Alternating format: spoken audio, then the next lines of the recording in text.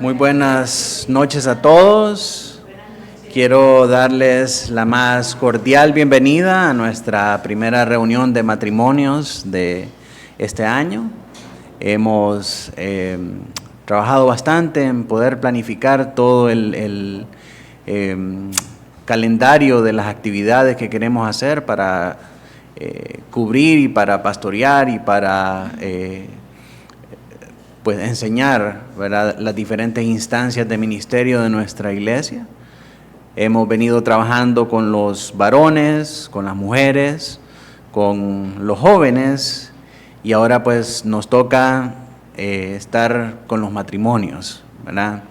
Así que para esta noche, mis hermanos, tenemos planificado primeramente una noche de oración, luego de escuchar la palabra del Señor y finalmente un refrigerio para que podamos compartir y tener comunión unos con otros. Así que para comenzar voy a pedirle que se pueda poner de pie para que podamos orar todos juntos y podamos poner este tiempo en las manos del Señor. Oremos. Señor Dios Todopoderoso, te damos gracias en esta noche que nos permites poder estar aquí reunidos, Señor, para escuchar tu palabra, para dedicar este tiempo, Señor, a poder fortalecer nuestros matrimonios, a poder ser edificados en ti, Señor, para que tu palabra pueda transformar nuestras vidas, pueda transformar nuestros corazones y pueda transformar nuestras relaciones, Señor, matrimoniales, y que eso también, Señor, se traslade a nuestra familia. Te pedimos, Señor, que nos deje un corazón dispuesto, oídos espirituales abiertos, Señor, dispuestos a escuchar, dispuestos a retener, Señor, la enseñanza que aquí vamos a recibir. Por favor, bendice a nuestro orador de esta noche. Utiliza, Espíritu Santo, su vida como instrumento tuyo para cincelar en los corazones de nuestra iglesia, Señor, tu palabra. Permítenos que seamos receptivos a esta enseñanza, Señor, que nuestros corazones puedan ser tierra fértil donde tu buena palabra pueda ser sembrada y a su tiempo dar mucho fruto, Señor. Quita de nosotros toda distracción, todo pensamiento contrario a la bendición que tú tienes para nosotros en esta noche. Lleva nuestros pensamientos cautivos en la obediencia a Cristo Jesús y que en todo lo que hagamos, Señor, de principio a fin, tú seas glorificado, Señor, en todo, en la palabra, en la oración, en nuestro tiempo de comunión, en todas las cosas. En el nombre de Jesús oramos. Amén y amén. Puede tomar su lugar. Para la enseñanza de esta noche, he invitado a un hombre que es de mucha inspiración para mí, un mentor, un maestro. Fue mi pastor quien me introdujo a la sana doctrina en un tiempo de mucha incertidumbre, ¿verdad? Dios lo utilizó para darnos claridad, para darnos guía y para poder llegar a los caminos de la sana doctrina. Él y su esposa han sido una gran inspiración para nosotros. Como les digo, es un mentor, es un maestro. Tuvimos la oportunidad de poder servir juntos y el Señor durante ese tiempo pues usó eso, ¿verdad? Ese trabajo ministerial que pudimos hacer juntos para pastorear mi vida y para formarme en la manera en cómo se pastorea un rebaño, en la manera en cómo trabajamos en la obra diligentemente para llevar a cabo los planes y los propósitos divinos en Dios. Y es para mí un gran privilegio poder tener aquí ahora con nosotros al hermano Daniel Bardales. Como les digo, hemos servido juntos en el ministerio. El hermano estuvo en el último tiempo pastoreando una iglesia en Estados Unidos y ahora está aquí con su familia sirviendo el ministerio educativo que tienen, que es HSD, con el cual pues hemos compartido también algunas instancias de ministerio y damos gracias al Señor que Él pueda estar con nosotros aquí esta noche para podernos enseñar. Hermano, el tiempo es suyo.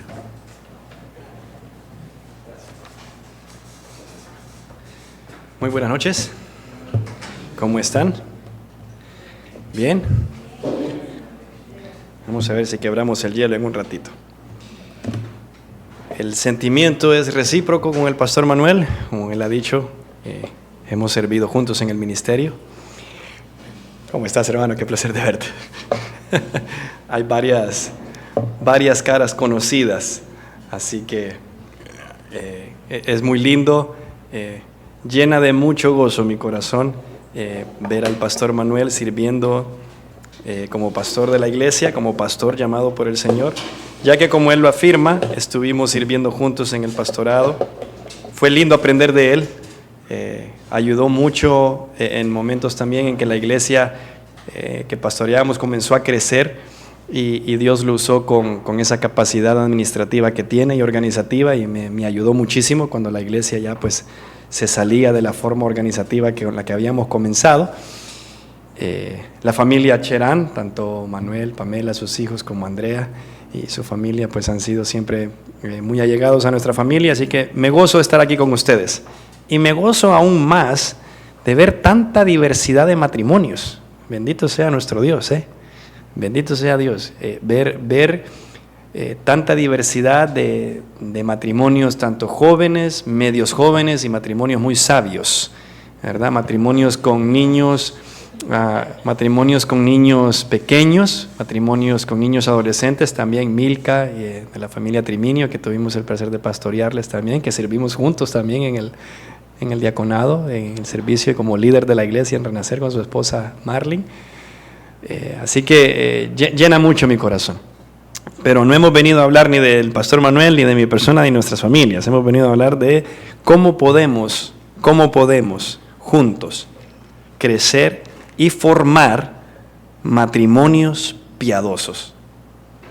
¿Cómo podemos juntos formar matrimonios piadosos? Quiero que me acompañe solo como a manera de introducción. Si anda su Biblia, o como solía decir yo en mis tiempos anteriores, la puede encender.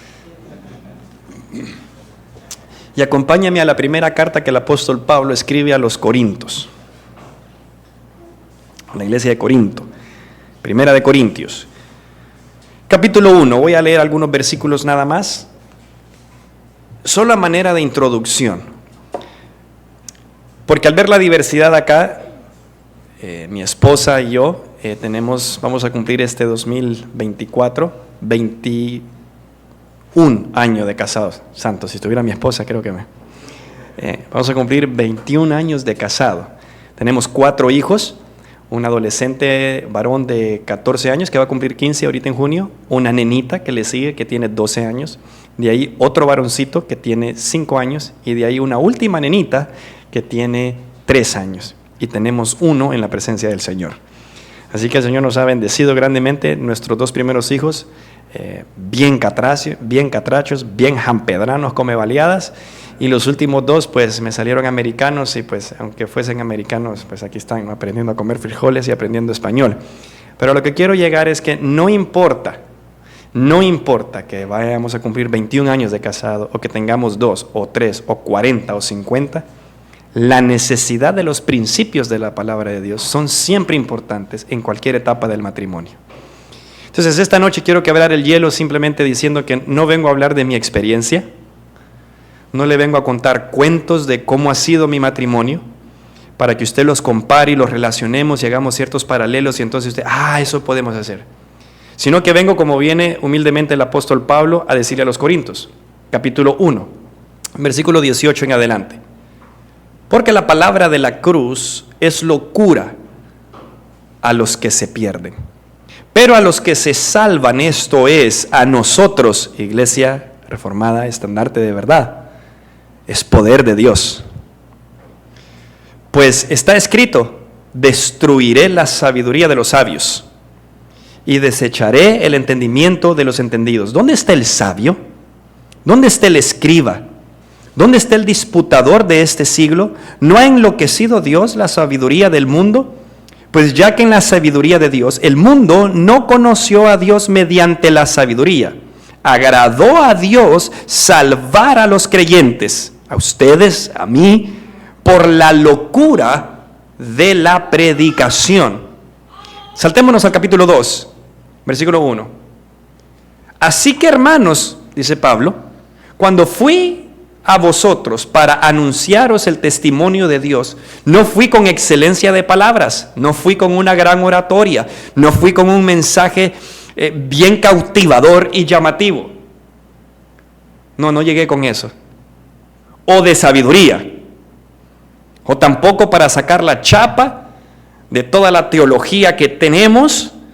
Estoy casi por terminar mi maestría en el Southern Baptist Theological Seminary. No se trata de eso. No se trata de venir y mostrar cómo manejamos el texto. Pablo dice, yo no fui a ustedes de esta forma. Y lo que quiero decirles es, no venimos aquí, ni ustedes ni yo, de esta forma. Pues me propuse no saber entre vosotros cosa alguna, sino a Jesucristo y a este crucificado. Y estuve entre vosotros con debilidad y mucho temor y temblor. Y déjenme decirles que sí, conozco al pastor Manuel, y una de las cualidades del pastor Manuel, siempre le dije, usted es más académico y más teólogo que yo. Yo soy bien pragmático. Los que recuerdan, mis predicaciones son bien directas, son bien al grano, bien exhortativas, pero yo me deleito cuando escucho al pastor Manuel porque tiene ese bagaje académico, tiene contenido cuando escucho predicar al pastor. Y por eso vengo con temor, porque ustedes pues que vienen a esta iglesia, pues sé que están siendo instruidos de una manera profunda. Y ni mi palabra ni mi predicación fue con palabras persuasivas de humana sabiduría, sino con demostración del Espíritu y de poder. Así que vamos a orar y así queremos venir. Que sea la palabra de Dios y el Espíritu Santo de Dios quien hable esta noche, tanto por medio de ustedes como por medio de mi persona. Pero que sea la palabra de Dios expuesta, la que el Espíritu Santo en tu corazón que te ha sellado, si conoces a Jesucristo como tu Salvador personal, te lleve a decir amén. Más allá que estemos de acuerdo o no con las prácticas y más allá de cómo esté tu matrimonio esta noche. Así que vamos a orar y vamos a pedir la dirección del Señor. Dios, háblanos esta noche. Señor, venimos, como dice Pablo, débiles, necesitados de ti. Necesitamos, Padre, que tu Santo Espíritu nos ilumine, nos ayude, Señor, a que al abrir tu Escritura nos des el entendimiento. Y que tu Espíritu Santo nos pueda confortar y nos pueda ayudar, Señor, a continuar este proceso de santificación que se comenzó el día que conocimos a tu Hijo Jesucristo. Gracias, Señor, por la salvación segura que tenemos en Jesús. Bendice a cada matrimonio esta noche, Señor, y que tu palabra y que, Señor, tu Hijo Jesucristo sea exaltado esta noche. Que solamente Él sea exaltado esta noche. En el nombre de Jesús. Amén y amén. El tema que hemos tratado, el tema que el pastor Manuel trató de darme es formando matrimonios piadosos. Es una meta muy difícil de querer alcanzar. Es una meta que independientemente de donde está nuestro matrimonio, si evaluamos nuestro matrimonio del 1 al 10, siendo 10 lo más piadoso posible, creo que a veces nos quedamos cortos. Hay pleitos, hay peleas, hay discusiones. Los que tenemos hijos adolescentes estamos navegando las turbulentas aguas de la adolescencia, en donde de todo adolecen, se levantan tarde, hay ciertas características de esa etapa.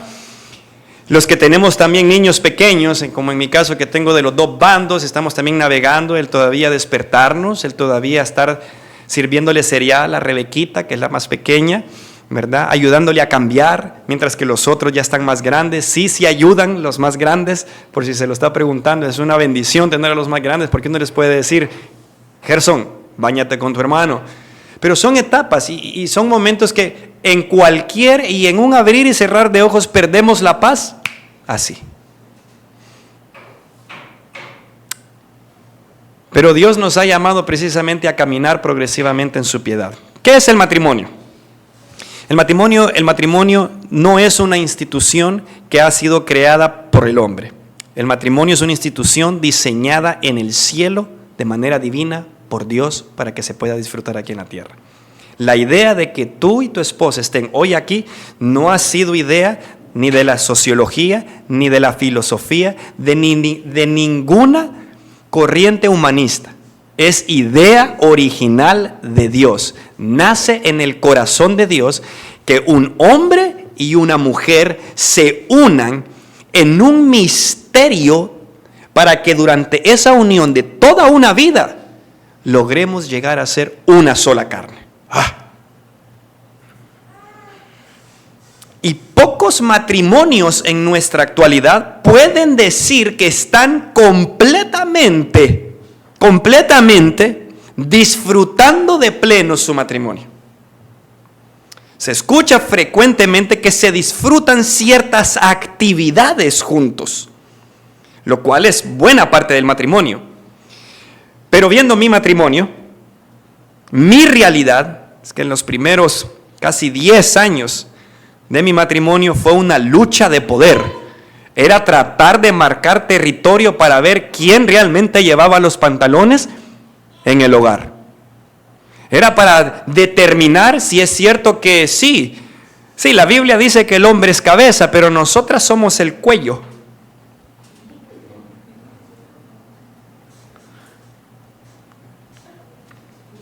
Y eso, hermanos, no se puede disfrutar. Y después pareciera, si no se camina piadosamente, pareciera que esa relación del matrimonio se convierte en un mero acomodamiento de amistad. Y el matrimonio, amados hermanos y hermanas, no ha sido diseñado para ello. Muchas gracias, pastor. Por lo tanto, si somos capaces, con la ayuda de Dios, de cultivar matrimonios piadosos, seremos capaces de tener familias más piadosas, que busquen al Señor, que busquen del Señor, y que en su núcleo familiar sea Dios el centro, y que su núcleo familiar sea un reproductor de discipulado intencional con nuestros hijos. Entonces yo pienso que esto requiere al menos dos cosas, dos ingredientes que no pueden faltar. El primero es el amor ágape. El amor ágape es el amor de Dios, el amor incondicional de Dios. Pero la mayoría de personas, aún en nuestro ámbito cristiano, nos volvemos demasiados teológicos al hablar de esta frase, o de este tipo de amor, del amor ágape.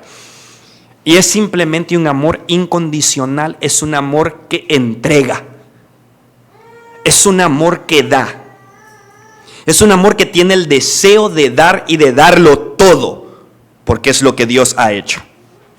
Si es el amor de Dios, es el amor que lo dio todo.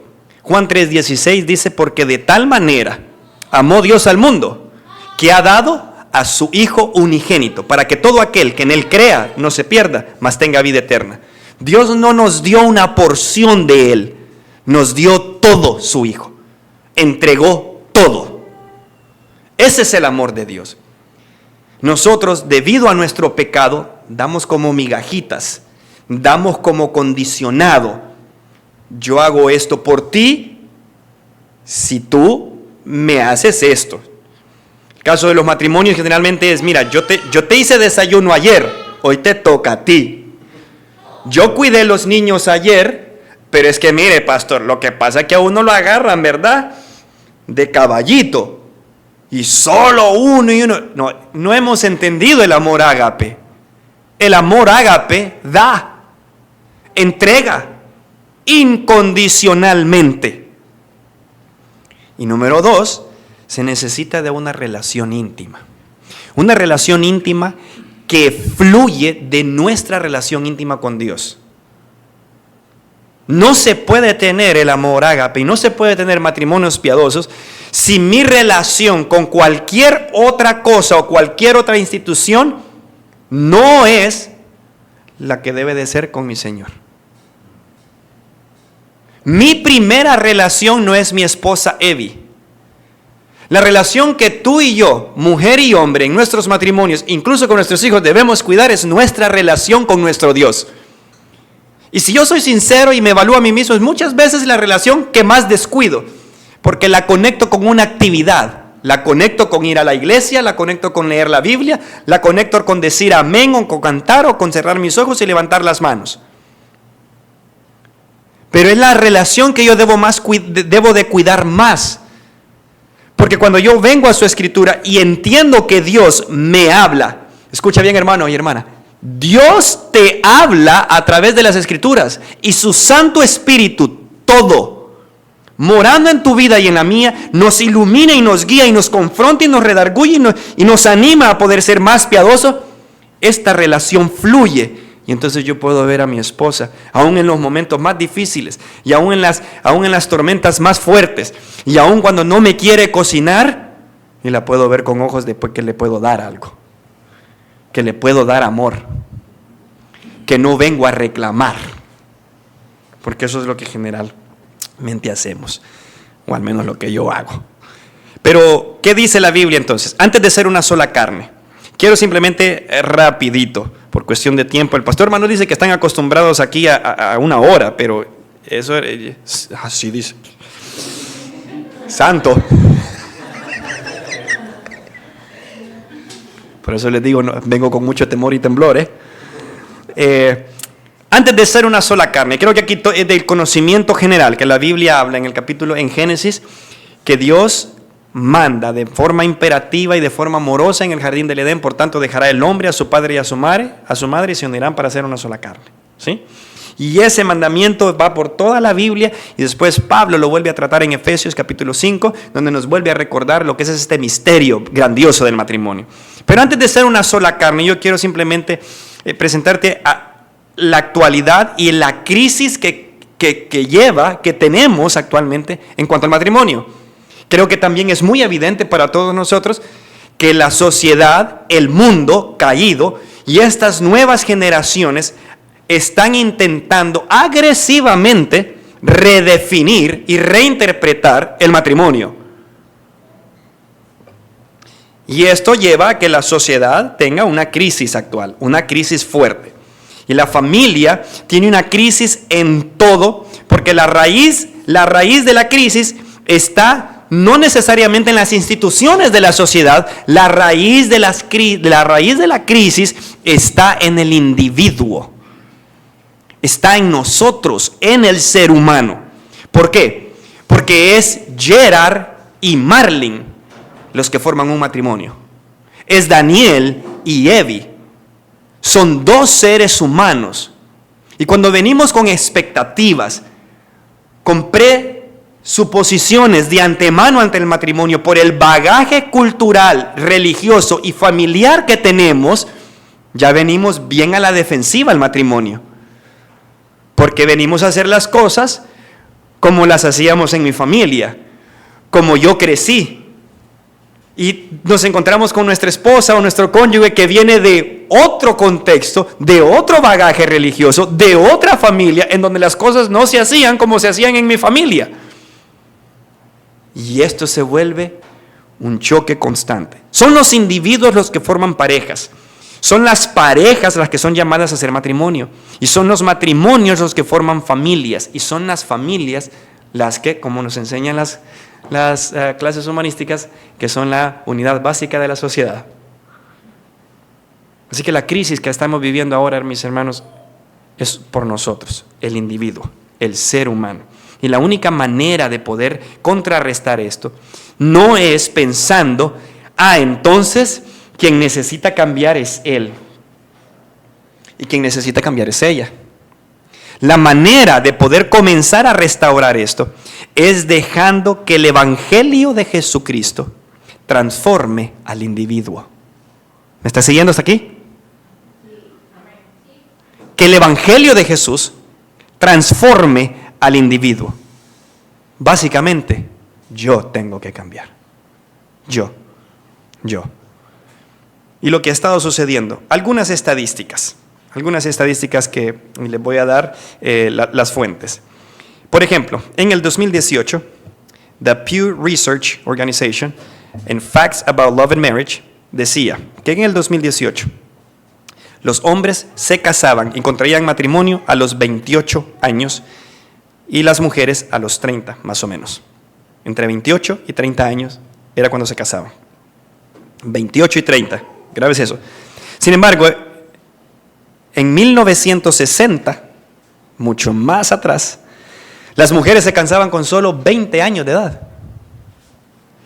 y los hombres con 22. La estadística nos enseña que la gente antes se casaba muchísimo más joven. Si nosotros que estamos aquí, que somos la mayoría, que no les quiero faltar al respeto pensando que andan por mi edad, pero los que andamos ahí por los 30 y pico, 40 y tantos, nos acordaremos que nuestros abuelitos no se casaron probablemente a la edad que tú te casaste. Se casaron bien chiquitos. Tal vez exista la excepción del caso, pero eso es lo que dice esa estadística. Hace mucho tiempo atrás la gente creía en el matrimonio y se querían casar. Hoy en día, escucha esto, los matrimonios no quieren tener hijos, quieren tener perros y gatos. Y son sus hijos, degradando la imagen de Dios de tal forma, es que es mi hijo.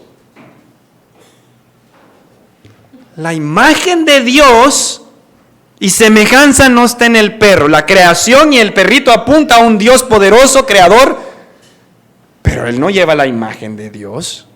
No me le digas, no, es que es mi hijo. En 1960, el 72% de los adultos, de 18 años mayores estaban casados.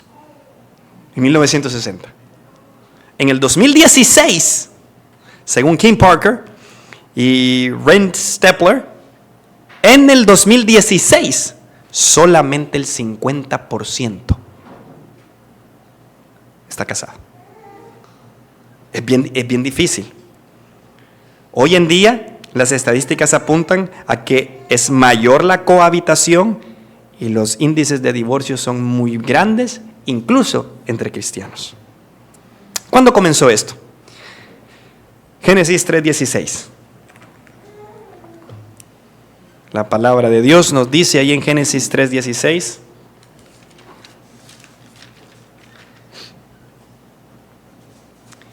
Y a la mujer dijo: multiplicaré en gran manera los dolores en tus preñez. Con dolor darás a luz a los hijos, y tu deseo será para tu marido, y él se enseñoreará de ti. Y al hombre dijo: por cuanto obedeciste a la voz de tu mujer y comiste del árbol de que te mandé diciendo, no comieras de él, maldita será la tierra por tu causa. Con dolor comerás de ella todos los días de tu vida. Comenzó en Génesis capítulo 3.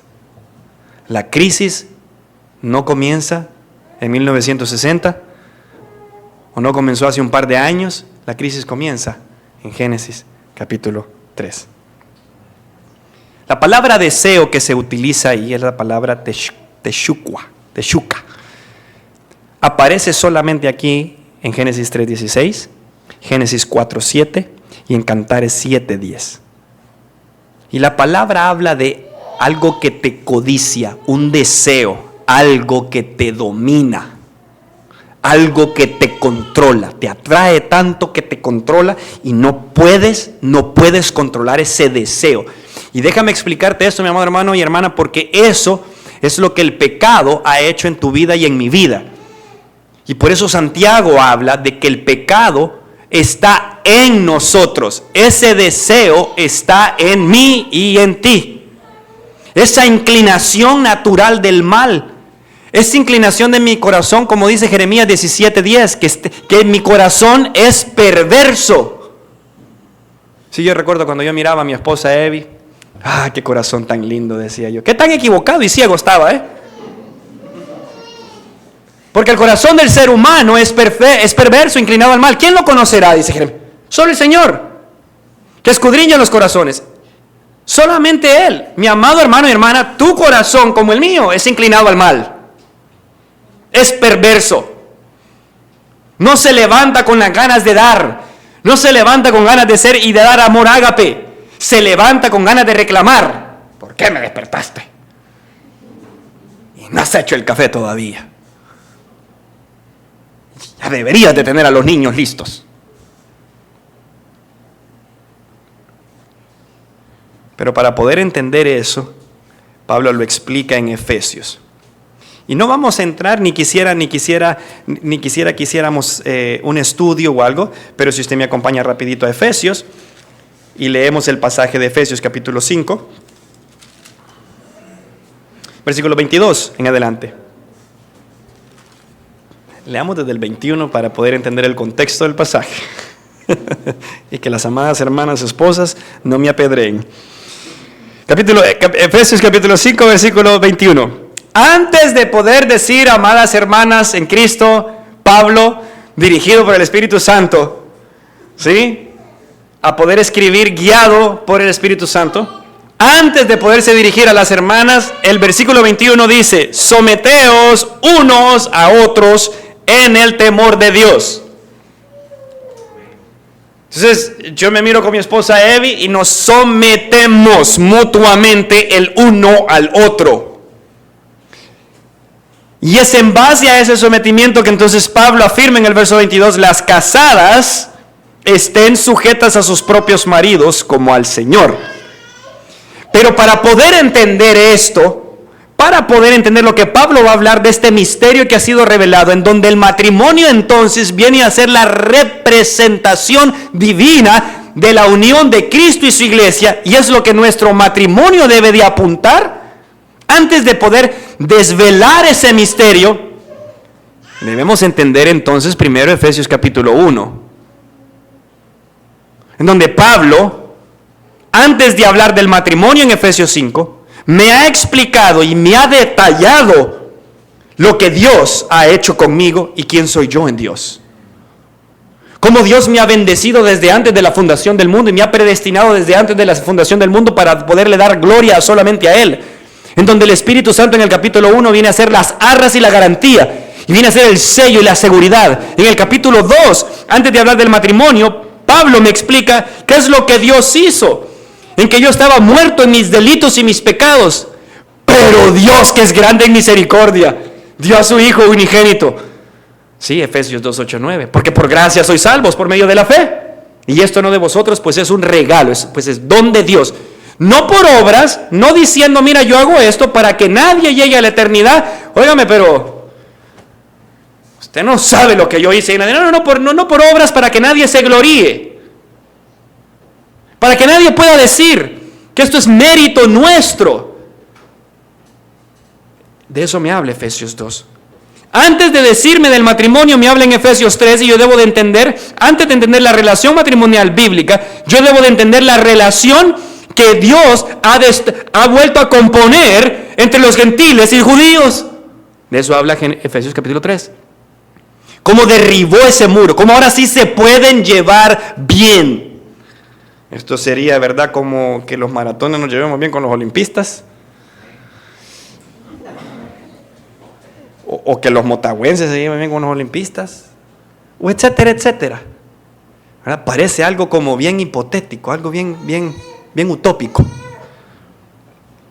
Entonces viene Pablo y en Efesios 5, desde Efesios 4, me empieza a hablar de una manera más práctica de cómo debo de caminar y cómo debo de andar. Entonces llego a Efesios 5 para poder entender lo que es el matrimonio. Solamente para poder decir que antes de entender la relación de esposo y esposa, yo debo de entender mi relación espiritual con Cristo y la iglesia. Yo debo de tener y de entender la magnitud que es la relación de Jesucristo con su iglesia. Porque es esa relación la que tu matrimonio y mi matrimonio debe reflejar. Es así de serio. Antes de hablar de la relación de esposo y esposo, yo debo de comprender tanto los indicativos como los imperativos que Pablo ha dicho desde Efesios capítulo 1 hasta Efesios capítulo 4. Entonces, ¿cómo se termina esta crisis? La crisis se termina con la ayuda de nuestro Señor. Por ejemplo, en Mateo 11:29, la palabra de Dios dice, Jesús dice, llevad mi yugo sobre vosotros y aprended de mí, que soy manso y humilde de corazón, y hallaréis descanso para vuestras almas. ¿Cómo se termina esta crisis? Que el hombre y la mujer no se quieren casar. ¿Cómo se termina esto? Que estas nuevas generaciones están influenciando de tal forma que quieren estar estables financieramente, se consideran muy jóvenes Ya no quieren estar apegados a alguien porque creen que los va a dominar, el deseo del que hablamos en Génesis capítulo 3. Los va a controlar esa otra persona. ¿Sí? No te cases, me decían a mí, yo me casé a los 23 años porque le vas a poner nombre y firma a tu chequera. Eso es lo que conocemos. Eso es lo que entendemos. ¿Cómo se termina esa crisis? Con la redención que Jesucristo le da al ser humano a través de la salvación.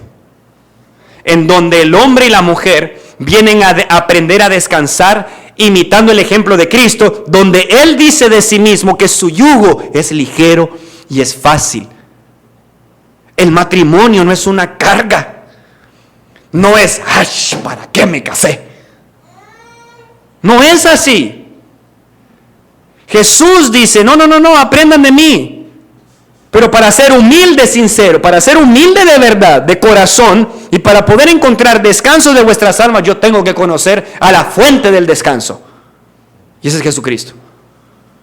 Yo no puedo encontrar la satisfacción, en mi caso, yo sé que no se me nota, 1000 disculpas, pero antes iba al gimnasio, pero me fracturé la muñeca hace 8 semanas y recién hoy me quitaron el yeso.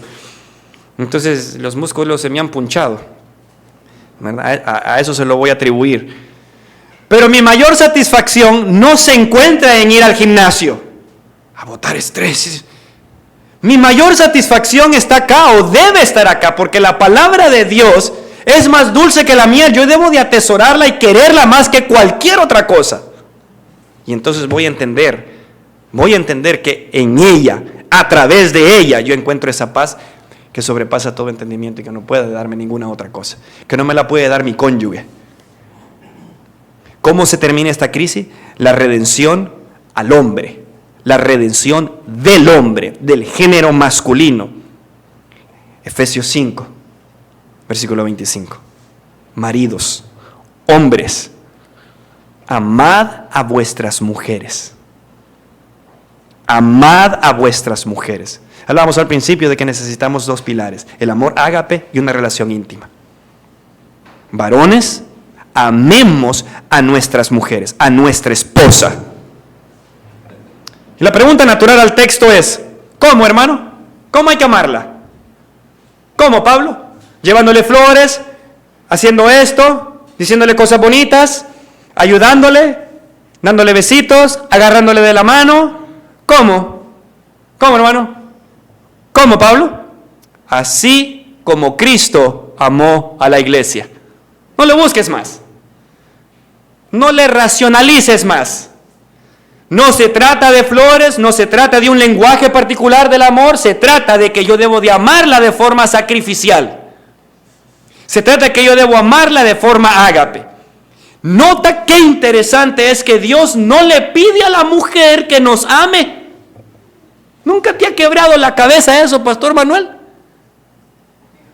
¿Por qué no le dijo a la mujer que nos ame?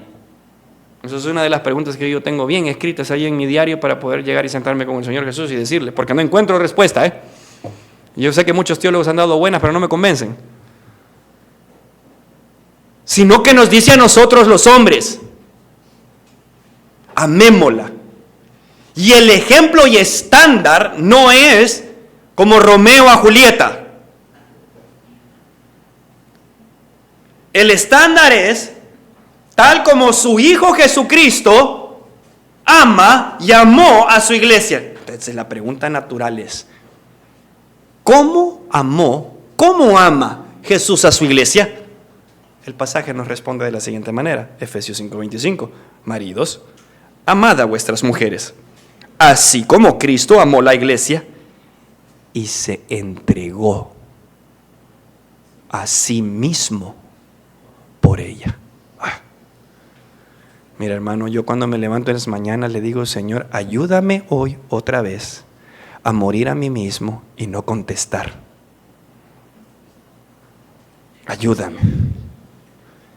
Ayúdame, porque me cuesta aplicar lo que Santiago enseña, que debo ser pronto para oír y tardo para hablar. No, hermano, yo soy poco para oír, chispita para hablar. Y soy de mecha corta. Si entendemos bien el floricundio sanpedrano. soy de mecha corta, ¿verdad? Y la esposa que Dios me regaló es también de mecha corta. Es una belleza ese hogar. Pero es un amor que se entrega, hermanos. Cristo no le lleva flores a la iglesia. Cristo derramó su sangre por ella. ¿Sí?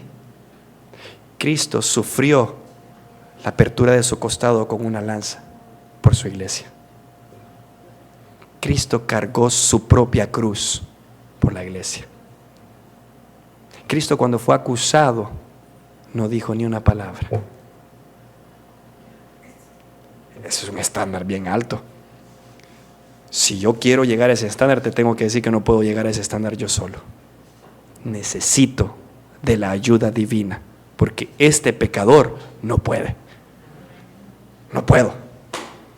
Por más que vaya a la iglesia y por más que atienda seminarios y por más que me lea la Biblia de pasta a pasta y por más que haya progresión en mi vida cristiana, este pecador, en un abrir y cerrar de ojos, pierde la paciencia y deja de amar de manera sacrificial y de entrega.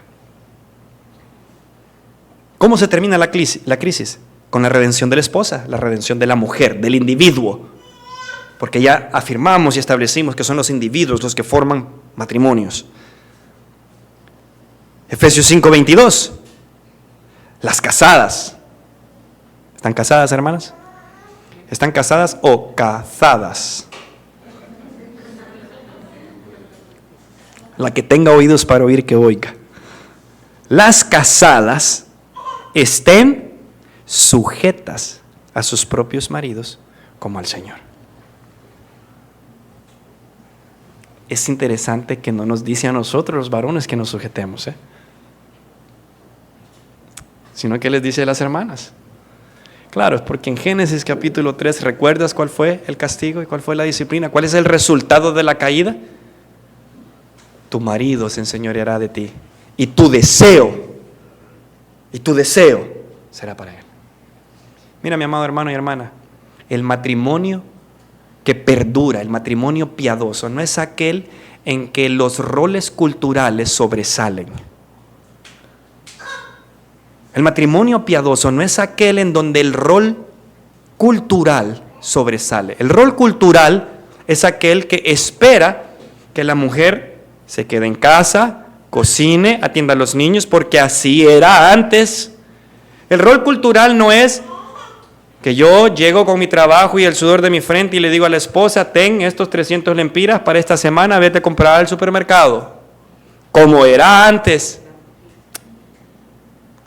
El rol cultural no significa, pero es que mira, ahora los hombres y las mujeres trabajamos, por lo tanto cada quien tiene independencia financiera, entonces cada quien toma sus propias decisiones, y entonces yo voy a hacer mi negocio por acá mientras él... Ese no es el matrimonio piadoso, eso no es proyectar la relación de unión entre Cristo y la iglesia. No, pero salimos todos los martes porque es mitad de precio en el cine y entonces nos vamos a ver una película y nos tomamos de la mano. Nuestra intimidad está bien, una vez a la semana, 2 veces a la semana, todavía no hay ningún problema, saludable. A los hijos los mandamos a dormir. No se trata de eso.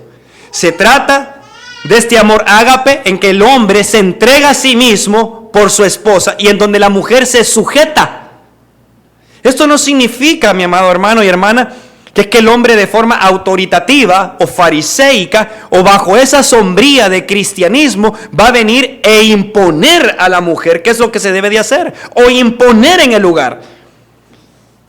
Una de las grandes diferencias, siempre lo he dicho, una de las cosas más impresionantes que yo veo en la Escritura es que Moisés se iba a estar días en el monte con Jesucristo, con Dios, con Yahvé. De tal forma que su rostro resplandecía de tal forma que cuando bajaba y le decía a su esposa, mira, Dios me ha dicho esto, yo me imagino que la esposa, amén hermano, démosle. Claro que sí. Sin embargo, hoy nosotros los hombres hablamos más del gane del Real Madrid en este fin de semana y cuando le venimos a la esposa a decir, fíjate que Dios me está diciendo esto, ¿fue Dios o fue Carrito Ancelotti?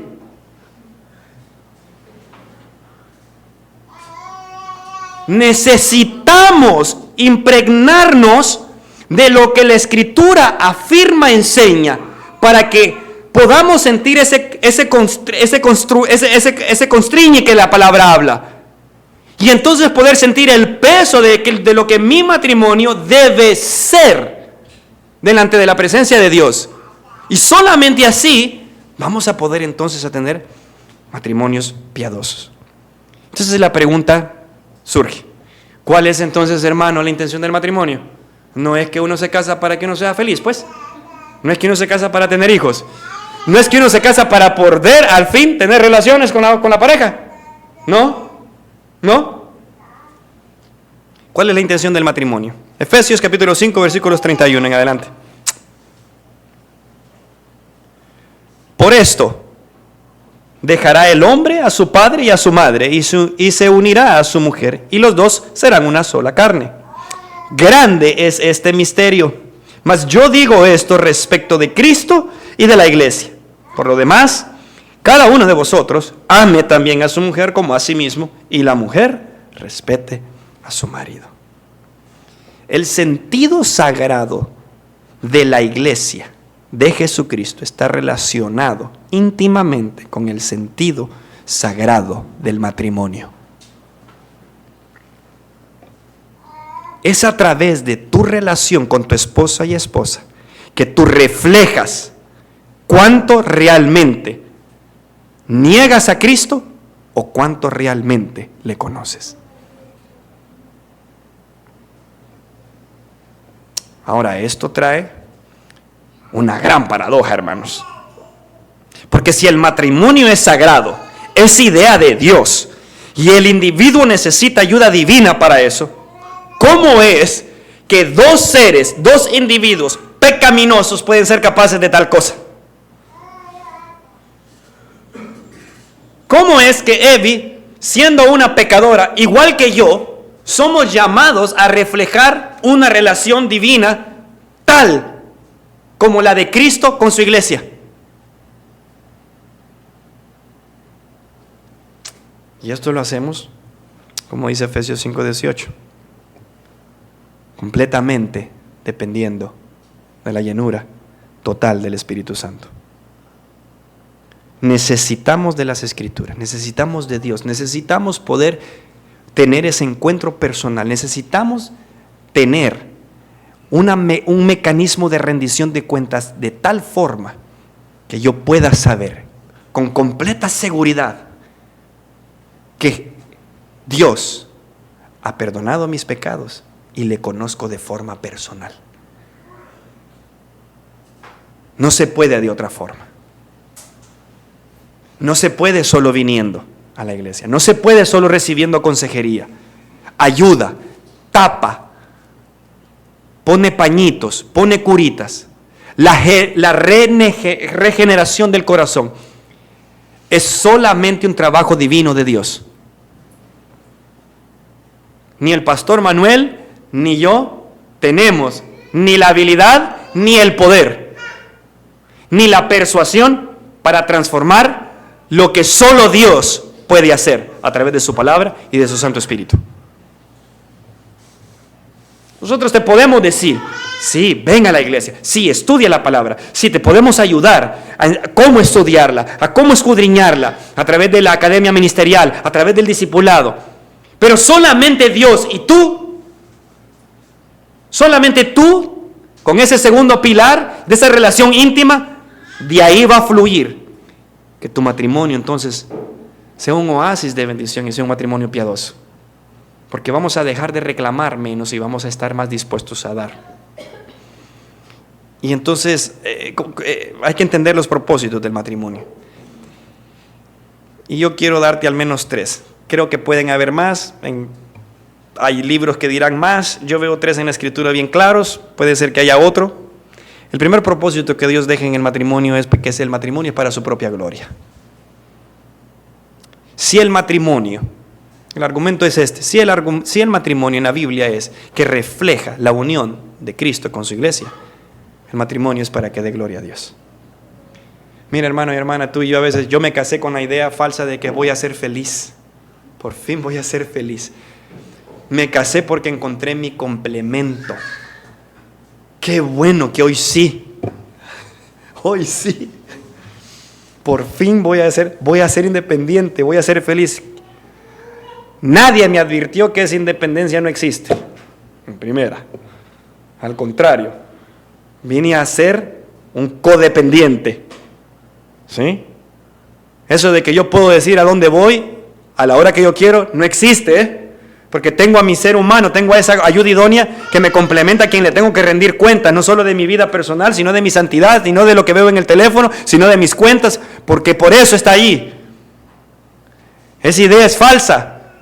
Tú y yo no nos casamos como el mundo nos ha mentido y dicho y nos ha vendido a través de las películas para vivir felices y para siempre.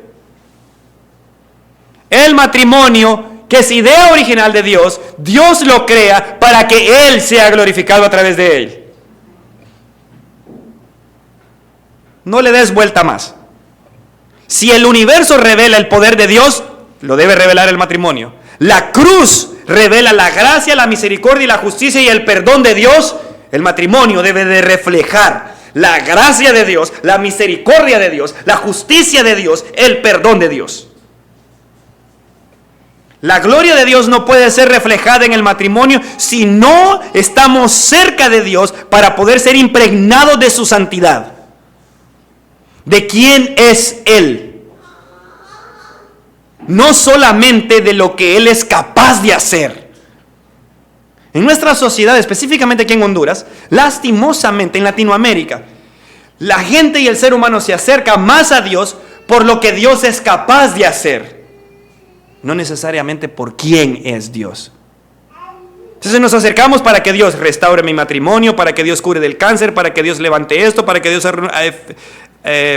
pueda arreglar mis finanzas, para que Dios pueda bendecir mi negocio, etcétera, etcétera, para que Dios sane a mi hijo, para que Dios cambie a este hombre, para que Dios cambie a esta mujer, para que entonces...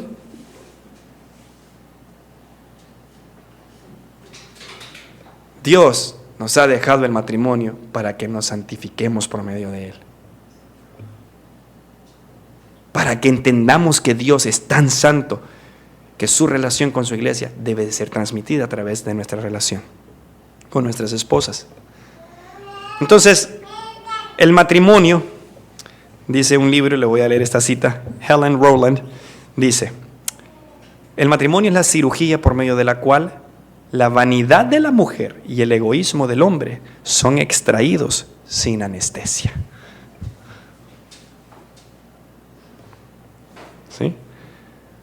Mira, mi amado hermano, las personas no dejan de amarse en el matrimonio, sino que lo que pasa en el matrimonio es que dejamos de arrepentirnos y dejamos de pedir perdón. El matrimonio, el primer propósito es darle gloria a Dios. El segundo propósito, y no vamos a ahondar mucho en esto, es la procreación. Es para que podamos, como dice Génesis 1:28, que Dios los bendijo y les dijo: fructificad y multiplicaos, llenad la tierra y sojuzgadla. El único lugar en el cual Dios dice y se agrada por su santidad y por lo que refleja su relación con su iglesia, que es el espejo viene a ser nuestro matrimonio, y Dios dice: los hijos, sí, allí. Y sí, los hijos, aunque muchas veces en nuestra sociedad a causa del pecado nacen fuera de la cobija y de la cobertura del matrimonio, hay esperanza porque hay redención, hay perdón, hay misericordia. Pero déjame decirte con mucho amor que ese no es el plan de Dios. Esa no es la idea de Dios. La idea de Dios es que el hombre deja a su padre, deja a su madre, se une a su mujer y los bendijo Dios. Y éntrele, vamos. ¿Cuántos tienen 4 hijos acá? 3. Les falta 1. 2. Les falta 2. No existe tal que ya cortaron, quemaron, ¿verdad? Todas las trompas de tilapia, como le digo yo. Eso ya es. La procreación. Los hijos son el fruto del matrimonio establecido por Dios, obedeciendo el mandato de Dios. Y un tercer propósito, el discipulado familiar. Si el propósito principal es que Dios va a llevarse la gloria a través de mi matrimonio, es en el seno familiar. Nota por favor lo que dice Deuteronomio capítulo 6, versículo 6. Y estas palabras, Deuteronomio capítulo 6, donde se encuentra aquel gran mandamiento, ¿sí? Y Moisés dice, y estas palabras que yo te mando hoy estarán en tu corazón, y las repetirás a tus hijos, y hablarás de ellas. No dice que estando en el templo, no dice que estando en el tabernáculo, no dice que estando en... No. Y hablarás de ellas estando en tu casa, andando por el camino, y al acostarte y cuando te levantes. Te levantas en la mañana y le enseñas a tu hijo: alzaré mis ojos a los montes. ¿De dónde vendrá mi socorro? Mi socorro viene de Jehová, que hizo los cielos y la tierra. Te levantas otra mañana y ya estás angustiado y le enseñas a tu hijo: Jehová es nuestro refugio, nuestra roca. Te levantas otro día angustiado y le lees Josué capítulo 1, versículo 5. Así como estuve con Moisés, así estaré contigo, Josué. Y le lees otro día que no quieren leer la palabra de Dios, y le lees: nunca, nunca se apartará de tu boca este libro de la ley, sino que de día y de noche meditarás en él, para que guardes y hagas conforme a todo lo que en él está escrito, porque entonces harás prosperar tu camino y todo te saldrá bien. Y cuando va a la escuela y te llega que mira, que me gusta aquella chica, mira, recuerda lo que dice el Salmo 37:4. Deleítate a sí mismo en Jehová, en su presencia, en quien él es, en su santidad. Deleítate a sí mismo en Jehová, y él te concederá las peticiones de tu corazón. A mis hijos, yo me acuerdo que todas las noches, esto los que más cercanos saben, lo he dicho mucho en mis predicaciones, a todos los 4 ellos les he enseñado lo que dice la palabra en Génesis capítulo 1:1, en inglés y en español. En el principio creó Dios los cielos y la tierra. Génesis 1:1. Todos ellos se saben Filipenses 4:13. A ver, todo lo puedo en Cristo que me fortalece. Filipenses 4:13. Todos se saben el Salmo 23:1. A ver, Jehová, nada me faltará. Y hay una serie de versículos que yo les enseño que son versículos de mi vida. Porque déjame decirte específicamente, amado hombre, hermano, que es nuestra responsabilidad. No es el trabajo de la esposa. Pero sin embargo, tenemos la expectativa que en nuestro matrimonio son ellas, y verdad, y mi esposa me decía: mira, Dani, yo me casé, y si estuviera aquí ella te dijera, ella se casó con la expectativa de que yo los sábados por la mañana me iba a levantar con una sonrisa de oreja a oreja para poderla acompañar, andar con aquella manguera por toda la casa, limpiando así las celosías, y barriendo, y trapeando, y verdad, y que yo iba a andar ahí reparando los techos de la casa, y Gerard sabe aquí que yo para cambiar un foco lo tengo que llamar a él, así de enclenque soy yo. Pero ella tenía la expectativa de que ella se iba a levantar y que íbamos a sentarnos en la mesa y que íbamos a platicar. Óigame, a las 7 de la mañana, este susodicho no habla nada. Hay gente aquí que puede dar fe. Soy solar. Entre más va avanzando el sol, más me voy activando. No me levanto y digo: ay, tengo hambre, quiero comer. Entonces, imagínate los primeros años de casado. Yo me levantaba y yo llegaba a la mesa, no tomaba café, todavía no había caído horrenda cosas caer en esa adicción, y llegaba y mi esposa estaba... Los que conocen a mi esposa tienen unos ojos bellísimos, pero son grandes, y estaba bien abierto con aquellos ojos y aquella cara hermosa que tiene, y yo llegaba y ella, mire, ¿qué vamos a hacer hoy? ¿En serio? Hay expectativas. Yo me casé pensando: por fin me va a acompañar a ver los partidos del Olimpia y va a ir al estadio. La llevé como 2 veces al estadio y caminaba con un libro ella.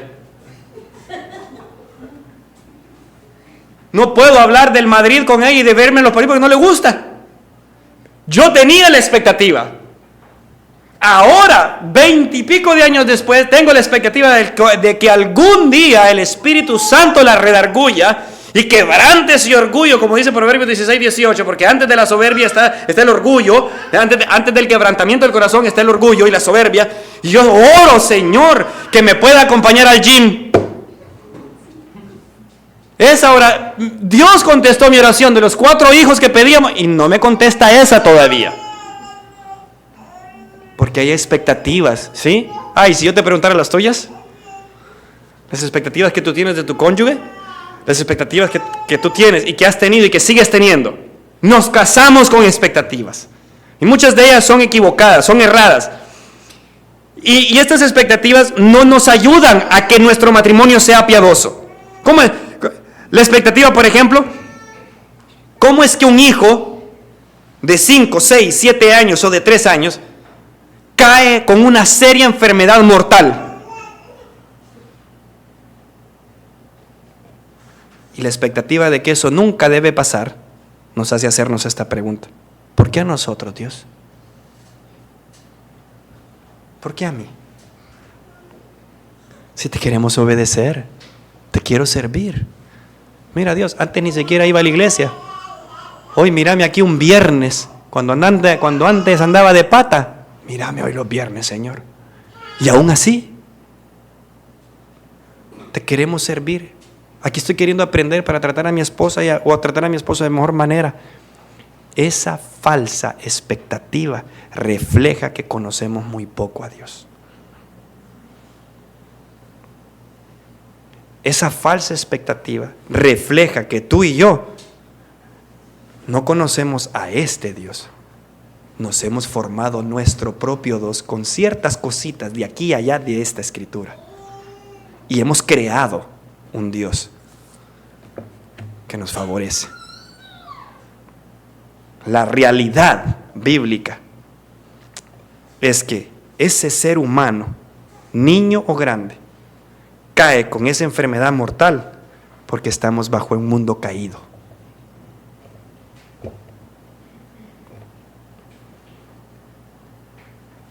Los matrimonios felices, para ir terminando, los matrimonios piadosos, los matrimonios, para usar un término bíblico, bienaventurados, extremadamente felices, son evidencia que han luchado arduamente a través de todos los incumplimientos, imperfecciones, insuficiencias y dolores, y continúan hasta el día de hoy aferrados fuertemente a los pies de la cruz de Cristo.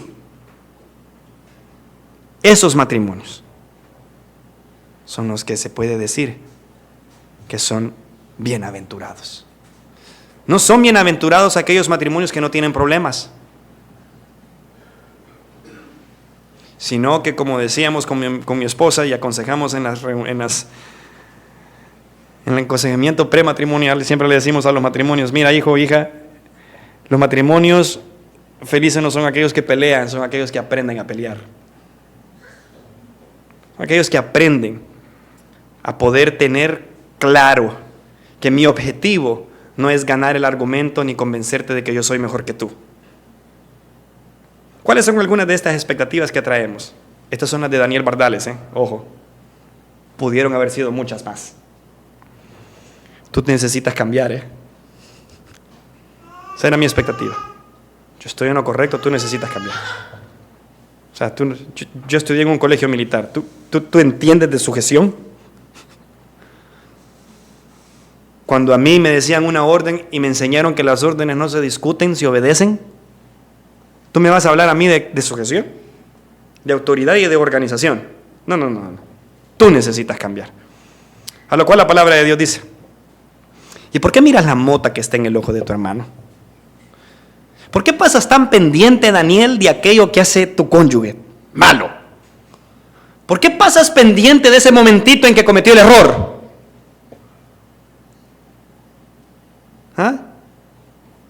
¿Por qué? ¿Acaso no te das cuenta de la propia viga que está en tu propio ojo? ¿Cómo es que tienes la osadez de decirle a tu hermano, déjame mostrar, mira, estás haciendo esto malo? ¿Con qué osadía tengo yo para venirle a decir a mi esposa, mira, necesitas cambiar porque aquí lo que necesitas hacer es esto? Tú no entiendes de esto. Si tú eres tan ciego y no miro el orgullo de mi propio ojo, no miro mi propio pecado, estoy más pendiente del pecado de mi esposa que del mío. Esa era una de mis expectativas. Segunda, si mi esposa fuera amante del fútbol, otra cosa sería, menos pleitos habrían, porque ella me acompañaría. Si a ella le gustara ir al gym, por supuesto, hombre, seríamos más felices los dos. Si a ella le gustara hacer deporte, cualquiera, ping pong,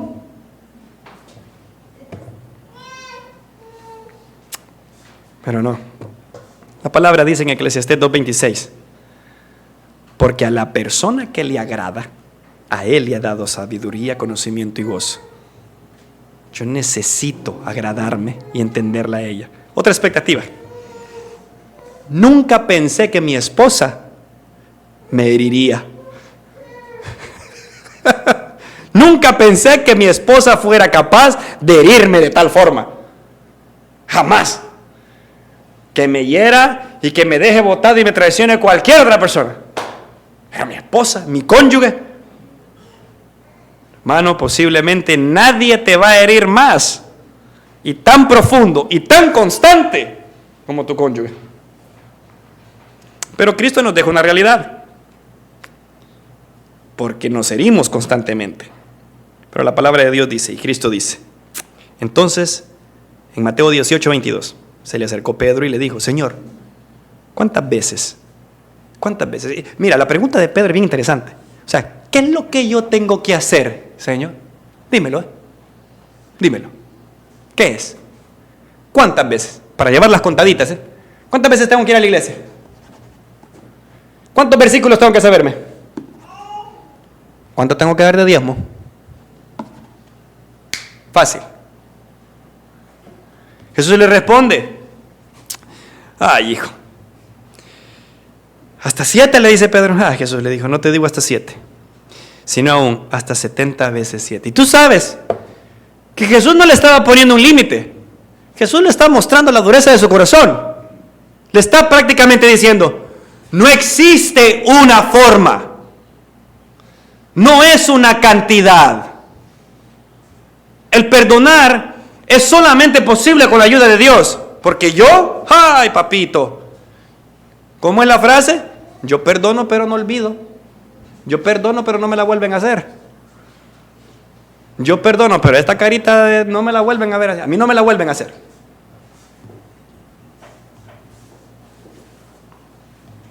Y finalmente, ¿cómo llegamos entonces a ser un matrimonio piadoso? Se necesita, hermanos, de su palabra y de su contenido. Y el contenido es el contenido del Evangelio. Ya lo dijimos. El Evangelio tiene sus componentes propios y básicos. El Evangelio es, como dice 1 Corintios, capítulo 15, versículos 3 en adelante, que Jesús murió por nuestros pecados, así como lo dicen las Escrituras, y resucitó al tercer día. El Evangelio no es que Dios te trae paz, el Evangelio no es que Dios te sana, el Evangelio no es que Dios te restaura, el Evangelio requiere de una persona que se sacrificó de manera sustitutiva por mí. El Evangelio implica que había una falta, y el que comete esa falta soy yo. Y la Biblia dice que por lo tanto vengo a ser un pecador, que necesito de un Salvador. El Evangelio implica sacrificio. Dios envía a su Hijo a morir. Dios se hace hombre para poder tomar mi lugar en la cruz del Calvario. El Evangelio implica servicio. El Evangelio implica que Dios se encarnó, no se aferra a su propia gloria, como dice Efesios capítulo 2, toma forma de siervo y sirve. El Evangelio implica el autosacrificio. Lucas habla, capítulo 14, quien no toma su cruz, se niega a sí mismo, no puede ser mi discípulo. Necesitamos morir a nosotros mismos constantemente. Y entonces, ¿cómo debemos tratar el matrimonio para ser piadosos? Ya me pasé 3 minutos, pastor. Ya terminamos. Trata tu matrimonio como es y no como debe ser. Yo conozco un niño en la escuela que es diabético. Ese niño no puede comer ciertas comidas, aunque quiera. No puede, porque él no puede comer normalmente como comeríamos nosotros, como yo. Él necesita ser inyectado de insulina. Trata tu matrimonio como lo que es. Tu matrimonio debe ser una representación de esa relación con Jesucristo. ¿Qué estoy haciendo yo hoy para poder reflejar eso? ¿Qué pasos estás dando tú hoy, hombre? ¿Eres tú el que dice en la casa, ok, vamos a leer la Biblia? No sé cómo se hace esto, pero mira, hijo, vamos a leer aquí la historia de Jonás. ¿Dónde está Jonás? Aquí en el índice, vamos. ¿Eres tú, hombre, el que lee la Escritura? ¿El que anima? ¿El que toma la iniciativa? ¿El que se levanta tempranito en la mañana del domingo y empieza, vamos? Hay que congregarnos, vamos. ¿Qué estás haciendo hoy? Esposa, ¿qué estás haciendo hoy? Que refleja tu genuina sujeción. Trata tu matrimonio. Porque lo que sucede es esto. Hay expectativas reales o irreales. Entonces el cónyuge, número 2, fracasa en su rol. Te casaste y yo pensé que este hombre iba a ser. Yo pensé que esta mujer. Y entonces viene la desilusión. Viene el desencanto. Se distancian. Hay consideraciones de otras alternativas, entre ellas el divorcio, la infidelidad. Y ahí va aquella espiral. O hay expectativas, por supuesto, reales e irreales, si vivimos en un mundo caído. El cónyuge fracasa. Heme aquí, Señor. ¿Sí? Pero en vez de que haya desilusión, hay gracia. Hay misericordia. Y entonces hay aceptación. Y entonces se busca la santidad, que implica que debe de haber perdón. Y usted me preguntará, ¿cuántas veces, hermano pastor? Yo le digo, hermano, fíjese que esa pregunta ya se le hicieron a Jesucristo. No existe un límite. Hermano, pero es que es la tercera infidelidad.